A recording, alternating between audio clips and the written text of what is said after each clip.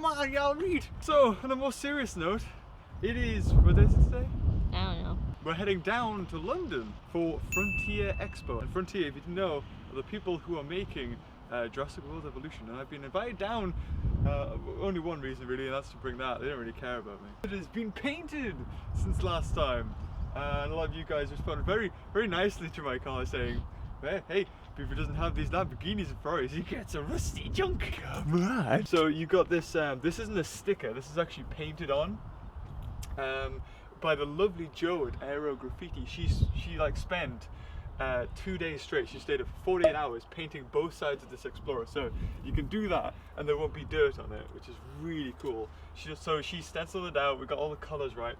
One thing though, when we were, when we did meet up to select the colours, we must have picked the wrong green because part way through painting it, it was like a really dark green. I mean, I don't know if I'll throw up pictures or something, but it was not good. And I was like, no! So we had to like, and luckily this is just masked out, it wasn't painted in, so we changed it. So this is like a Lamborghini green, I think? Or is it, what's the, not a Lamborghini, Kawasaki green, that's it. So I decided to go with the 05, even though I was thinking about 04, because the 04 gets trashed by a T-Rex.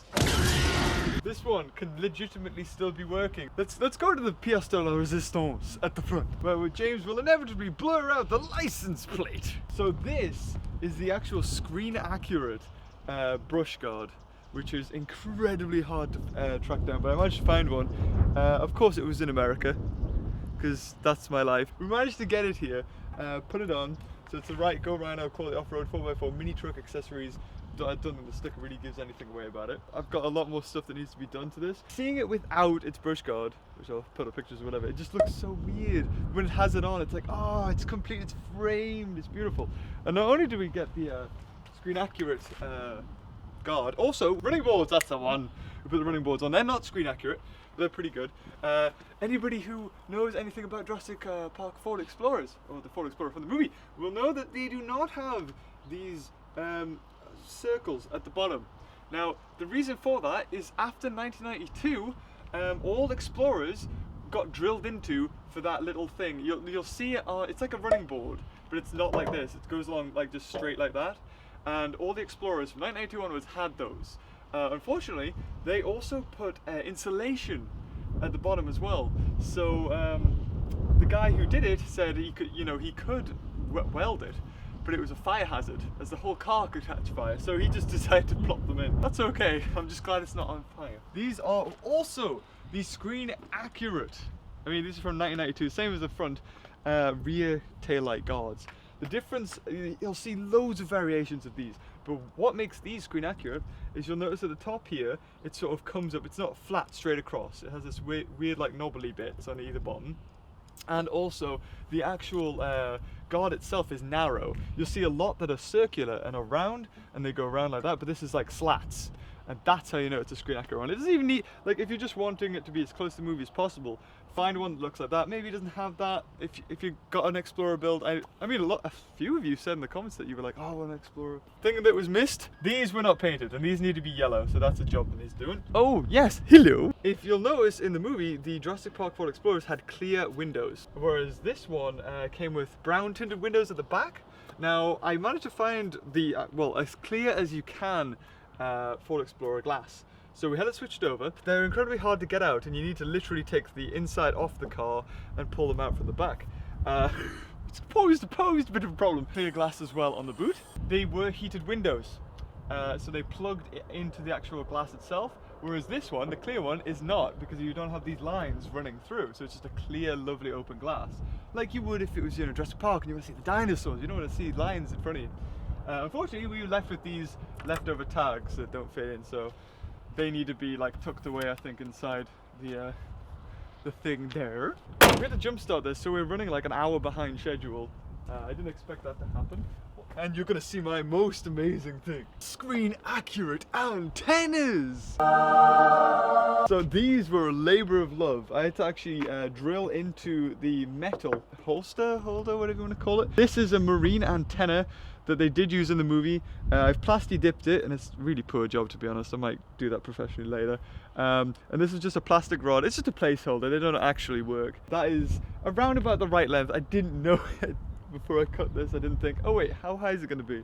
But I'd say, yeah, I'd say that's about right. We've got like a 5-hour journey all the way down to London to drive this thing, and it hasn't been on a journey like that since it came up here over a year ago. These antennas also haven't been tested at 60 miles an hour to 70 miles an hour. I mean, they're proper done and everything, so we got lock nuts and stuff.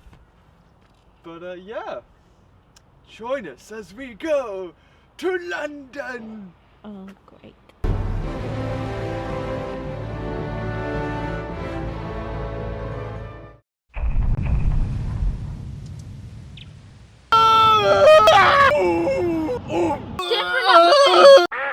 All done, all set up.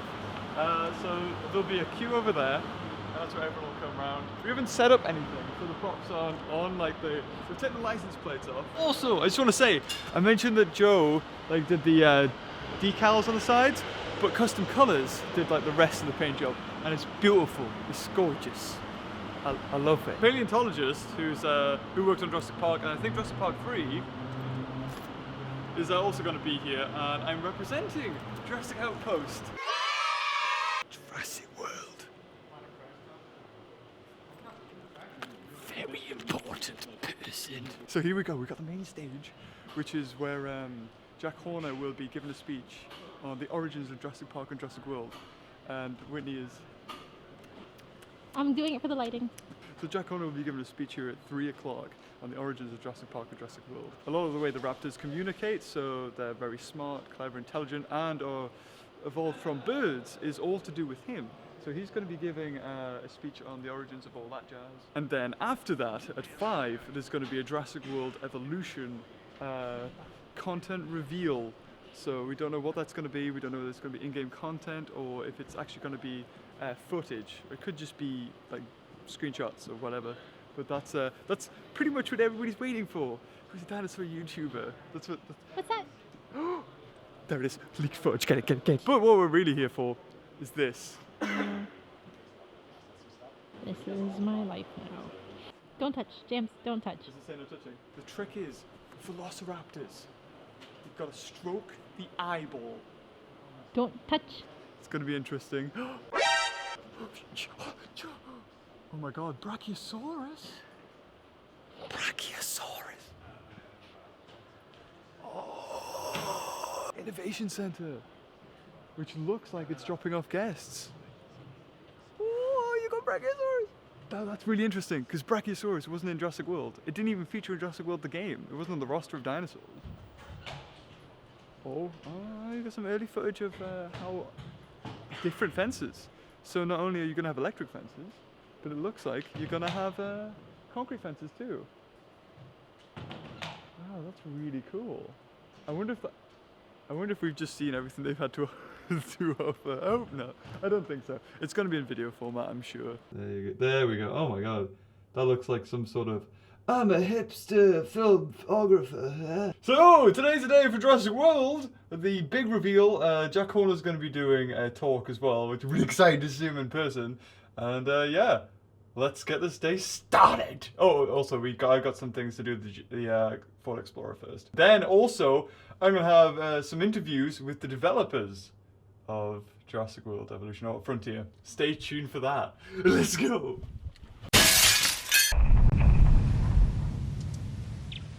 So this is the moment of truth. I'm putting on this. This is like just a makeshift replica of the cameras that are supposed to look down on the track that go there. The only difference is, well, you can put like actual more stuff in it. This is as best as it was. Sorry about the bad focus there. I should really have it on auto. But yeah, that's about it. But I was like, oh, how do I stick it on? So Whitney came up with the idea to use these like Velcro things. So let's see. It's all coming together. So here we go. You've got the brochures in the back. So here's the screen replica brochure. So if you open it up, it has like the Kodak on the back, and if you open it all the way, which I can't do with one hand, although I'll give it a try. So there we go. We've got the map of Isla Nublar, which I probably could. Yeah, there we go. Better. You've got to have the classic Barbasol can with the embryos inside, and the night vision goggles. Much better. All done. Let's go inside, shall we?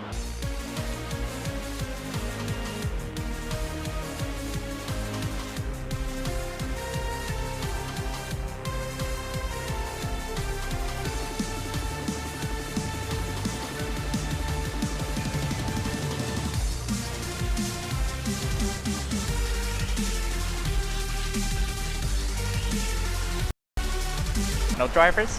No drivers. They run on the trackway in the middle of the roadway here. Top of the line, spare no expense.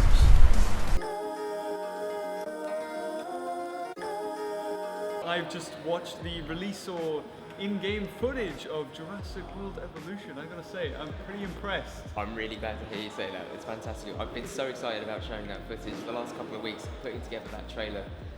As a Jurassic Park, Jurassic World fan, I was putting together that trailer and I was getting excited about it. And I was thinking, I've got to show this to people. I want to see what they think. And I'm really happy with the response. So far, people have come up and have been really kind about what they've seen. And I'm very happy. You've really captured the sort of the moments in like the Jurassic Park franchise where you had it's an amazing dinosaur. I felt like all the shots were like slow-mos of these beautiful, and you showed off environments, you showed like all these different things going on. I forgot to mention, this is Nick, the lead animator on Jurassic World. I'm actually head of animation. We've got our lead animator on Jurassic World Evolution. This guy called Chris Marsh. He's incredibly talented, but I oversee the animation across all the Frontier projects. So, but at the moment I'm working primarily on Jurassic World Evolution. But it's really great what you said about capturing some of the feeling of the films in the in that trailer, because one thing that I'm really interested in is I know that people have a huge emotional investment in the Jurassic Park films. People grow up when they saw them when they're kids. I grew up with them, and there are certain feelings that people get when they watch those films, and they remember them. There's all that nostalgia, and I really want to make sure that we pay homage to those feelings in the game. I want people to kind of get those same moments across, and so it really means a lot to me that if we can inspire the same feelings in the game as people had with the films, I'll be delighted. It's good. I was like, oh my god, have I turned the microphone on? No, it's good. So, I mean, you've touched upon this in the sort of presentation about, I mean, you're an animator and animating dinosaurs is something that got you into it. When I first saw the film all the way back when I was 10 years old, it was absolutely blew my mind, and it's the main reason I actually went on to become an animator. So how's it feel to even take some of the models from the game and animate them? I'm absolutely overjoyed. I think every animator loves the idea of animating a dinosaur, because I think we all watch Jurassic Park and all kind of stuck in our heads a little bit, but I come into work and I look at everyone's monitors and I just see all these brilliant dinosaurs being animated, and it just feels like a dream. It's fantastic, and the quality of the rigs that our riggers have been able to produce are absolutely incredible. So we've been able to get a huge amount of detail into all of our animation. So we're really trying to rival the films as much as we can in terms of the animation quality. Yeah, I mean, you touched upon about, I was talking to you the other night, and you were saying about how there's all these like different layers of animations that go on, and so they have to blend on into each other. That's absolutely right. Yeah, that must take ages. So it does take ages, but it's really worth it. So what we do is we start off with if you take something like simple as a walk cycle, simply the dinosaur walking foot over foot. The first thing we do is we'll get all that animated out, and then we'll do a quick pass where we do all the extra details like muscle jiggle. We're very careful about getting the big heavy muscle movements in there. And then what we do is we take separate animations where we'll animate little nuances in the eyes, the eyelids, around the gums, teeth, jaw, little bits in the heads, little twitches of the hands, little twitches of claws, and we layer all these little things up and we play them at randomized intervals across the top of the other animations. And what you end up with is an animation where you don't see where the loops are, because every single loop is slightly different, because there's always a slightly different animation playing over the top. Right. And that serves two purposes, because one, that allows us to get really, really nice varied animations, but also on the other hand, it means we're able to get more detail into every animation than we would be able to do if we hand keyed, let's say that those eye twitches into every single one of them. That would be that would take hours. Whereas if we animate, say, 3 variations of an eye dart, and then we play that multiple times over every animation, we get all that variation almost for free. Yeah. So it's just a very efficient way of working. And then on top of that, we've got an incredible foot planting system using... Yeah, you were talking about the IK handle. Yeah, we call it forward and backwards inverse kinetics is the name of the system, but what that basically means is when the dinosaurs put their feet down on the terrain, it doesn't matter if they're walking up a hill or on over bumpy terrain, the feet are always going to plant perfectly onto the ground, and then actually it goes back up the chain, and the hips and the weight of the dinosaur slightly adjusts. Nice. In order to make sure that the dinosaurs never look like they would topple over going uphill. So even when you've got the Brachiosaurus... Okay, so when it's going up, it doesn't all of a sudden go... Exactly, they actually, their feet adjust and their body moves over the weight, so the weight's in the correct place. And all of that at the same time is being blended with the entirely hanky animation that runs underneath it. So we kind of get the best of both worlds. We get the accuracy of the incredible computer system, but also we get all the love that goes into the hanky animation underneath. When you're talking about unique animations, I mean, I play Jurassic World, the game. I think you might have heard of that. Oh, yeah, I've heard of it, yeah. If it's anybody that they love dinosaurs having their unique animations. The thing is with that, sometimes they have the same animations and stuff like that. So I'm guessing, will we be seeing something similar when it comes to Jurassic World Evolution, or is every dinosaur going to be unique to its own? Every dinosaur has its own unique animation. Yeah, so every dinosaur is going to have a unique animation set which gives slight justice. Obviously, ones that are very similar in species, if you took two hadrosaurs that are very similar size, we want them to use the same thing. That's just a case of time. But obviously we'll put as many variations as we can, but we try to make sure that what's really important is that particularly with the key dinosaurs from the films, we try and inherit some of the character from the films as well. So they've not just got a unique animation set, but we also say that something like the Dilophosaurus, that's going to come across with all that kind of the spite and the venomous kind of part of his personality, and then you've got the big anti-hero of the T-Rex, and we want to try and make sure that they feel like the characters that they were in the film, but without anthropomorphizing them too much. We don't want them to be sort of cartoony, smiling. And that brings me on to the raptors. We saw some raptors in the trailer. Are those wild raptors, or is it like Charlie and Blue? Are we going to be able to choose what we make? So these are ones that you would have bred yourself in the games. Right. So these are the ones that as we said in the trailer, the main game loop is you go out, you extract the DNA. Once you've got enough DNA, you can then breed a new dinosaur. Right. And it will be a unique one from that. So we haven't got the ones exactly out of the film, but we're going to have obviously very similar ones, the raptors. But I think that's mostly because of Blue is a character on his own, and you don't want sort of 6 Blues in the same enclosure. So I don't know. Some people might want 6 Blues. Maybe that'd be a lot of fun. They'd probably be a lot easier to handle than the wild ones. But these ones are always going to be fresh ones that you've built from scratch. Yes. So hopefully you'll feel a little bit of a bond to your own dinosaurs, and you'll pay a bit more attention to looking after them so they don't all collapse on you after the first week. Oh no, that would be terrible. It would be awful. Yeah, it'd be awful. So talking about customization, you showed Parasaurolophus. That was the first model you showed. My favorite dinosaur. It's my favorite dinosaur. Oh really? Yeah, absolutely. Yes, I love Parasaurolophus. The skin was like Lost World skin. It was like the beige with the black stripe. But Parasaurolophus has been in, I think, every Jurassic Park movie that's ever existed, and they're normally around there somewhere. Yeah, they are just hanging around. But they've all had different skins. So when it comes to dinosaurs like that, are you going to be able to choose the skins that you want, like a variant, or is it just like this is Para, this is what it looks like? Well, there is going to be some variations to that. So as Andy alluded to earlier, when you're actually doing that genetic breeding process, you're going to be able to slightly tweak the dinosaurs in a little way. And we don't want to go all the way to kind of making completely new customizable dinosaurs. Yeah, so no custom hybrids. So it's not going to be like you make crazy new hybrids, but there are going to be moments where you're able to slightly tweak the attributes of that one. You might want to gear their behaviour and also their looks as well. Right. So they're not all going to be perfect clones of one another. They're going to look nicely different. So yeah, I'm glad you like Parasaurolophus. He's one of my favourites. Yeah, my favourite. I've always loved that dinosaur. Ankylosaurus as well in that trailer. Oh yeah, it was. Yeah, that's absolutely loved it. How did I figure out what? Anyway, I've got some questions. So I mean, a lot of us have played, or a lot of people who might be watching this have played Jurassic Park Operation Genesis. Yes, yeah. So what are the improvements that you guys are making from that film, or the similarities?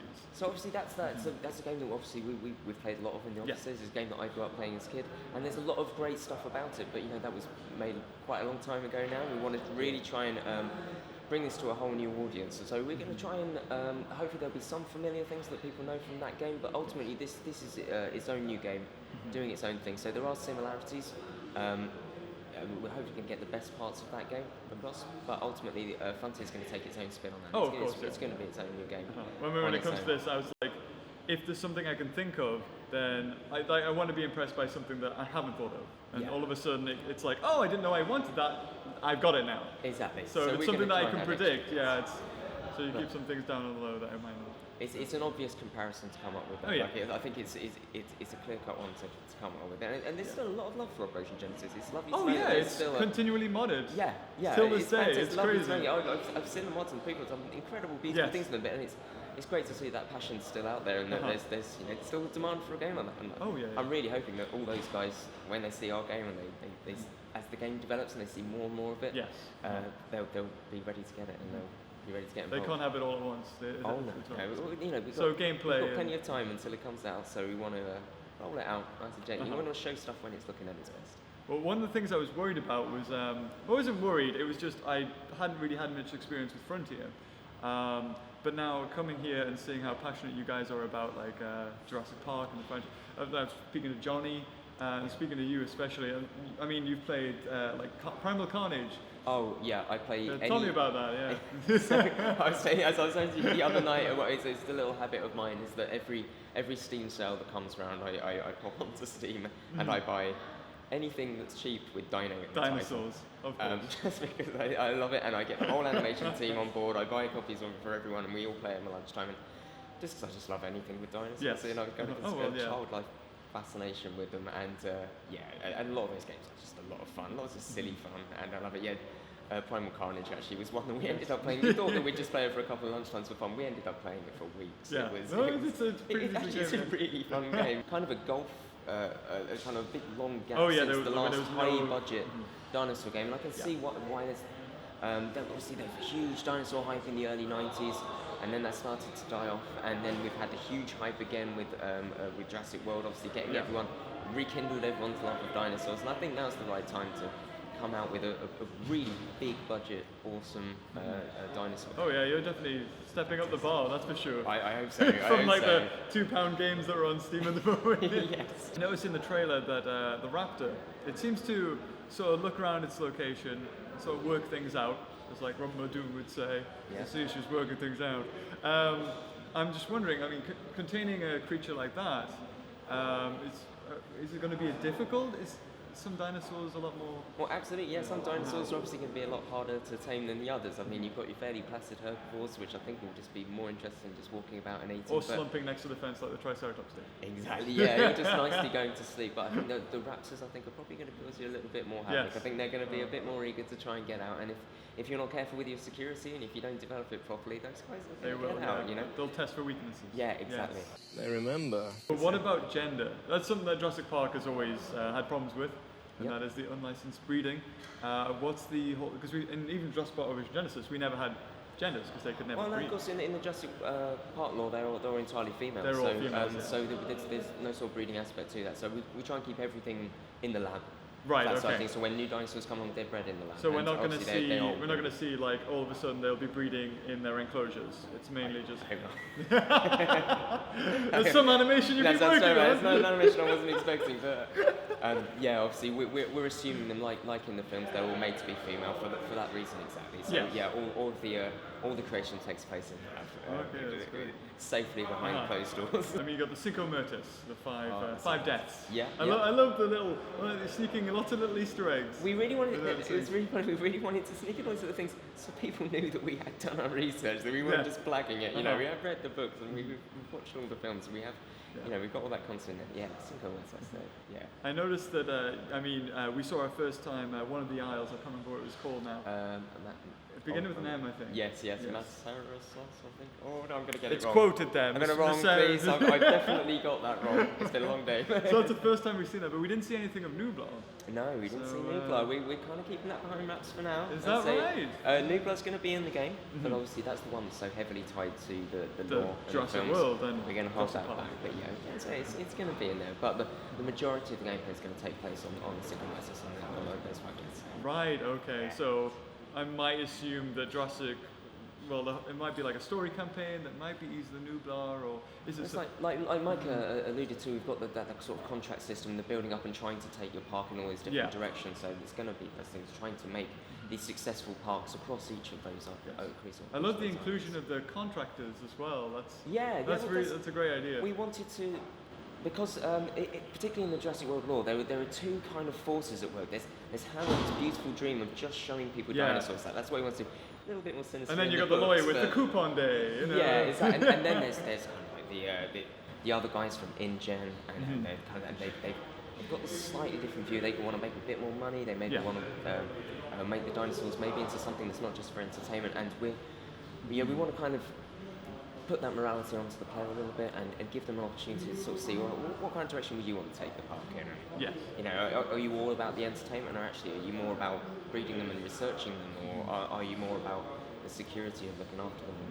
So yeah, we want to give a few different paths people can take. Well, I'm really looking forward to it, and I'm looking So forward am to it. I'm looking forward to play seeing it. this. I do. If you got a build, I really like one. It's on my phone. No, definitely not on mobile. No way in hell. No, Definitely. But yeah, it's been great talking to you. Oh, it's been a real I'm pleasure sure. meeting I'm you. sure I'm going to be thinking of questions all the way back. Oh, I should ask them this. Should ask them this. So you got to stay in touch. I know. Yes, definitely. We'll be back. We'll be back. So like, if you want us on any of these things, so Yes, yeah, do get in Oh, touch. thanks for inviting me down. And thanks for allowing me to interview you. No worries at all. And thanks for bringing your car along as well. Oh yes, of course. That's the only reason I was invited, is the car. Yeah, it is awesome. Want to take it for a quick spin? Oh yeah, definitely. Well, a few more drinks and then we'll go. Definitely not. Well, we're back in the car again. So that is it. Frontier Expo has ended, and we're about to take the 6-hour drive in this lovely chappie that doesn't need to be jump started because it's a good car today. And Whitney's moving out the way so she doesn't get ran over by a really old Jaguar. I'm moving out the way so I don't get run over by a Peugeot. I just want to say this has been fantastic. Like, I've loved it. It's been fantastic. The interview I did with Nick, sorry if the audio and quality is like kind of bad. We were looking for a really easy place to record. Just unfortunately, everywhere was really loud because there was an after party going on. But I just want to say a big thank you to Nick for doing the interview, Johnny for talking to me, Bo for inviting me down and just sort of like organising me and everything, and Alison as well. This is basically the whole Frontier team for just organising the event. I hope it was a massive success for you guys. One thing I do want to say is when it came to Jurassic World, I was worried because Jurassic World Evolution, it doesn't matter what kind of game they make, it's going to sell. So they say they're passionate, and it's one thing to say on a panel that, you know, we're really passionate about the project, but I actually got to sit down and talk with them and find out, yeah, they actually are dedicated. It's more than just like, oh, you know, we read the book, that was it. It's something he's very passionate about. And also the talk with Jack Horner was great. The thing was, about an hour before he was on, I saw him in the VIP room. I was like, that's Jack Horner. So I was like, hey, you Jack? Yeah. So I had a talk with him for about an hour, just sat down next to him. Also found out he doesn't like pickles because he took them out of his burger. So there's a Jack Horner fact for you. But it was just great to just have like a one-on-one session with him. Like nobody, I don't know if anybody else knew who he was because it was before his panel, and it was just really nice to sort of have that one-on-one. It felt, honestly, I was starstruck because I was sat there and I was like, I've wanted to meet this guy for ages, but what do I talk about? Because he's a very smart guy, and anything you say, he's going to analyze and sort of, you know, speak to you as if you're an intelligent human being, which is very presumptuous when it comes to me. Right, I met loads of great YouTube. I met Mr. Miola, Baron Von Let's Play, and Business of God knows what. I'm sorry if I've forgotten you guys' names. I'm terrible with names. Anybody who knows me will know that that's one of my weaker subjects. It's great to see some YouTubers that I wouldn't normally see, and this event has been amazing. I did also, I told Nick after the interview, I was like, I'll think of questions about Jurassic World Evolution that I'll probably, you know, once this interview's gone, I'll think of some. And I did think about juvie dinosaurs, like, so I know Prehistoric Kingdom, we got like juvenile T-Rex to adult T-Rex. I was thinking whether we'll get like a growth system in Jurassic World Evolution. He did say that like that would be like making 3 times as many dinosaurs for all the unique animations. So as of this moment right now, they're not including that. I think that's something that they just want to complete the game first, and then if you know, they've got time, then they'll do that. But otherwise, you're gonna get T-Rex, you're gonna get Rexy in her prime for all her life. It's been great. I really loved it, honestly. And driving this thing, because I don't usually get to drive it. This was its first time at a convention, and loads of people took selfies with it every time I was going to it. Yeah, so it's been a lot of firsts. First time meeting Frontier and getting to know the games they work on, and they're passionate about all their games. And like, honestly, meeting the lead animator, head animator, and like developers and that, it just concreted in my mind that this is going to be a really good game that we can all look forward to. So yeah, that wraps up this vlog, this whole event. Thank you to everybody who I met. You made the day, like, or the event, like, so much better. Thank you for Frontier for organizing it, and for the people I managed to talk to. I couldn't get around everybody, but I'm sure I'm going to see all you guys soon. Maybe some people in North Shields. You know who you are. So, and thanks to Whitney for accompanying me, because without her, I probably would have crashed or Died. Fell asleep at the wheel or something. Died. That's a bit much. I can crash without dying, Whitney. Oh, I'm so proud of these. Come on, look, I'm so proud of these. They actually made it. We went like 75 miles an hour. No movement in these antennas. The lock nuts were correct. I was thinking sometimes I'll go over a speed bump or I'll brake too hard, and I just imagine them just like coming down, and they didn't. So I'm proud of that. I'm proud of my work.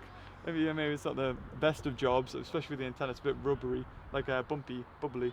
But this is quite nice, and it's always nice to see the joy it brings to people. Or you get two reactions: you get people to enjoy it, or people are just like.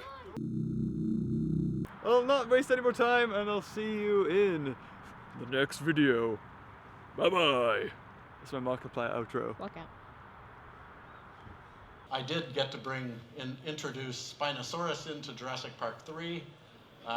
We knew at the time that it was a fish eater, but we wanted a dinosaur big enough to kill T-Rex realistically. Obviously, it couldn't really do that because it ate fish.